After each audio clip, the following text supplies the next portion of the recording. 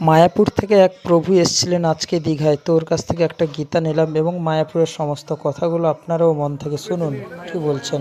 নাম্বারটা বলুন। 933 আমার নাম হলো সুবিগ্রহ বিশ্বম্বর দাস।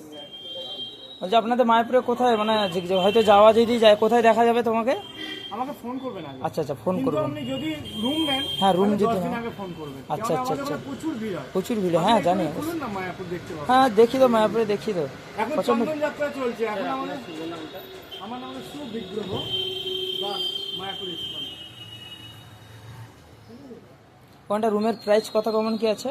100 টাকা থেকে শুরু, ধর্মগড় 100 টাকা, 200 টাকা আপনার টিনের চাল, সিমেন্টের ওয়াল। আচ্ছা আচ্ছা 350 টাকায় আপনার দোতলা বিল্ডিং, পায়খানা বাথরুম ঘরের মধ্যে নয়। আর 1000 টাকা থেকে পায়খানা বাথরুম অ্যাটাচ, সব 4 বেডের রুম। আচ্ছা আচ্ছা আচ্ছা, 4 জন থাকতে পারে। ঠিক আছে, আসছি তাহলে। হ্যাঁ, হরে কৃষ্ণ। হরে কৃষ্ণ। গীতা কৃপা করে আপনার গিয়ে যাচ্ছে। খুব ভালো লাগলো, মঙ্গল করুক প্রার্থনা করি। খুব ভালো। আচ্ছা, বলছি এটা রাখার নিয়ম বা কি সিস্টেম?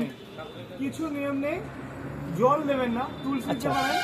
আর আপনার পড়ার টেবিলে রাখতে পারেন, ঠাকুরঘরে রাখতে পারেন। আর যত পড়বেন তত আপনার মঙ্গল। আচ্ছা আচ্ছা, এটা কোন টাইমে, মানে খাবার পরেও পড়া যাবে তো? যে কোনো টাইম। গীতার কোথাও লেখা নেই যে আপনাকে এই সময় পড়তে হবে, স্নান করে পড়তে হবে। আপনি হাত পা ধুয়ে যে কোনো টাইমে পড়তে হবে। আচ্ছা আচ্ছা, ঠিক আছে। হরে কৃষ্ণ। হরে কৃষ্ণ।